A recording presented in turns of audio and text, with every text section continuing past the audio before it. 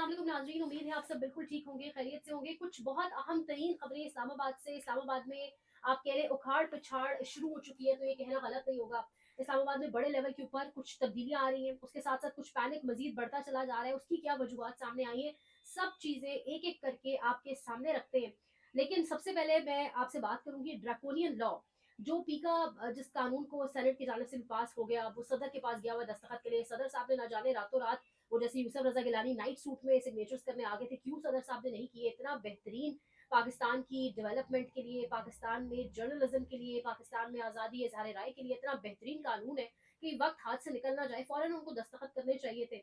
और जिस तरीके से वो कानून, अच्छा मुझे समझ नहीं आती पाकिस्तान के अंदर जिस तरीके से जो हशर कर दिया गया है, बात की जाती है, कहते हैं कि पीटीआई या इंटरनेशनल डायस्पोरा लॉबिंग कर रहा है और हम बदनाम हो रहे हैं।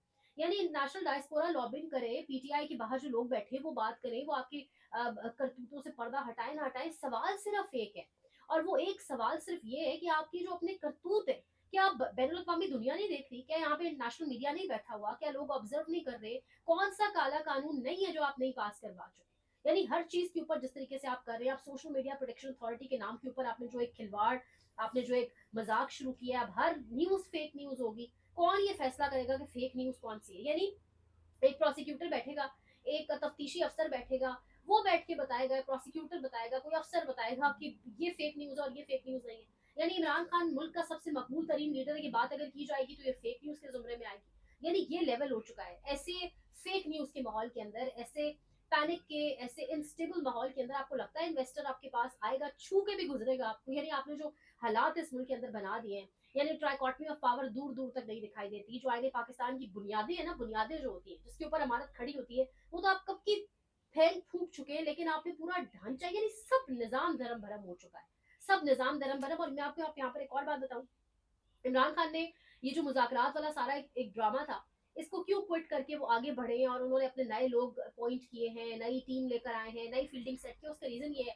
कि ये जो मुज़ाकरात मुज़ाकरात खेल है ना, ये हुकूमत सिर्फ टाइम गेन कर रही है पीटीआई के लिए, पीटीआई की तरफ से।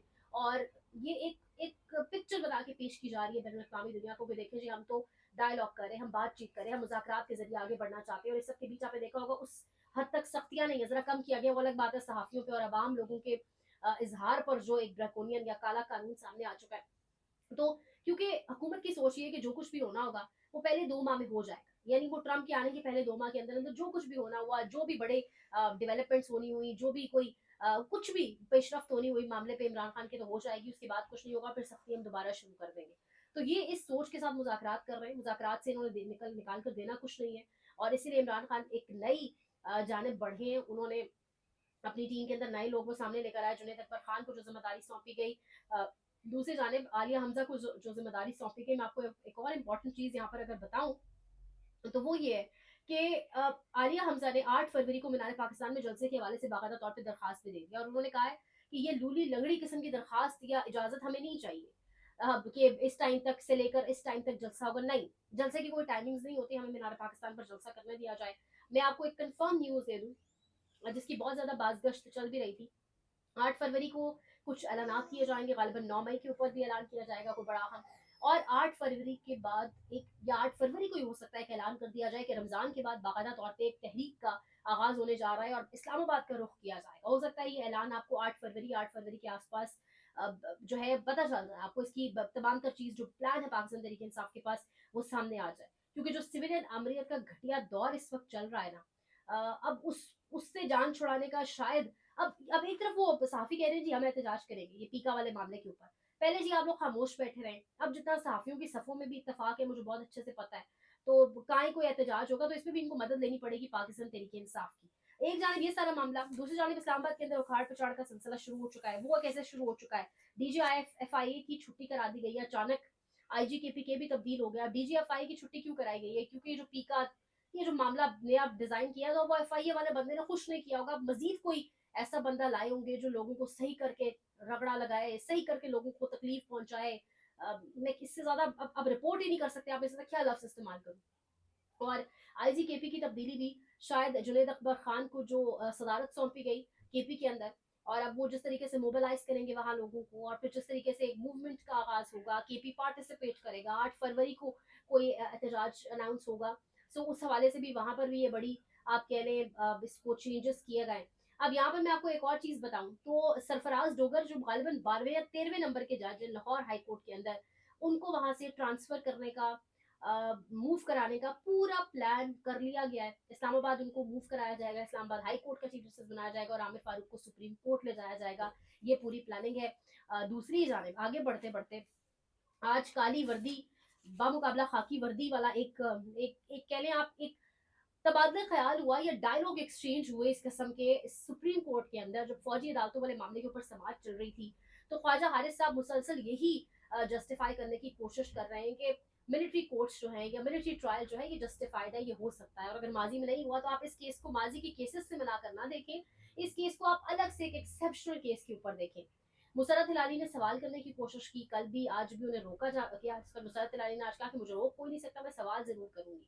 अब आज मुसरत हिलाली ने बेसिकली वो पॉइंट ये उठा रही थी, वो सवाल कर रही थी ख्वाजा हारिस से कि आप मुझे बताएं, क्योंकि मिलिट्री कोर्ट्स के अंदर मामला क्या होता है, मिलिट्री कोर्ट्स के अंदर आपका एक सूबेदार या हवलदार है जो आप कह रहे नॉन कमीशन ऑफिसर होता है, वो तफ्तीश करता है, वो तफ्तीशी अफसर होता है वहां पर जो तफ्तीश करता है, और उसको कमांडेंट अफसर ये हुक्म देता है और गो हेड देता है कि आप जो है वो तफ्तीश कर सकते हैं। सो मिलिट्री वाले मामले के ऊपर मुसरत हिलाली ने सवाल किया, उन्होंने कहा कि यूनिफॉर्म के अंदर यानी यूनिफॉर्म पहने कोई वहां पर अफसर जो है वो तफ्तीश करेगा, क्योंकि मामला ही फौजी प्रेमिसेस का है ना कि आपने कोर कमांडर हाउस में घुसने की कोशिश की। तो जब वो खुद ही सुनेंगे यूनिफॉर्म पहनकर तो फिर वो किस तरह तो बड़ा बाइस्ड हो जाएगा मामला, क्योंकि मामला भी उन्हीं का सुनेंगे भी वो खुद।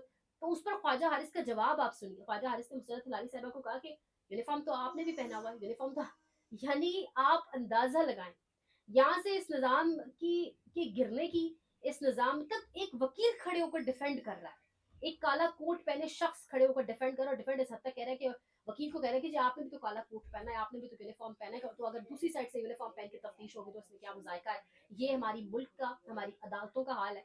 अल्लाह पाक की रहम फरमाया। फिर जब इस हालत के ऊपर आपको बाहर से हुक्म आता है तो कहा जाता है जी कि कहाँ गई वो हकीकी आज़ादी की जंग और कहाँ गया वो नारा। तो भाई आप गोरी चमड़ी के बगैर बात ही नहीं समझते, यहाँ पर बात समझी ही नहीं जाती। यहाँ पर कहीं कानून नहीं है, यहाँ पब्लिक डिस्ट्रेस इस हद तक आपने पैदा कर दिया कि आवाम की बदएतमादी पीक पर जा चुकी है, ब्रेन ड्रेन पीक पर जा चुका है। आपके लोग ये जो सब कुछ हो रहा है मुंह छोड़ छोड़ कर जाने पर मजबूर हो गए, लेकिन शायद नहीं पड़ता यहाँ पे बदकिस्मती से किसी को फर्क। बहरहाल हम उम्मीद करते हैं और दुआ करते हैं कि अल्लाह पाक पाकिस्तान के हालात पर रहम करे। कुछ मजीद अपडेट्स इंशाल्लाह आपको उनसे भी आगाह करेंगे। Like share subscribe comment box में जरूर कमेंट करें, अपनी कीमती राय का इजहार करें और सपोर्ट करें। जो लोग सपोर्ट करें उनका बहुत शुक्रिया। ख्याल रखिएगा। अल्लाह के लिए।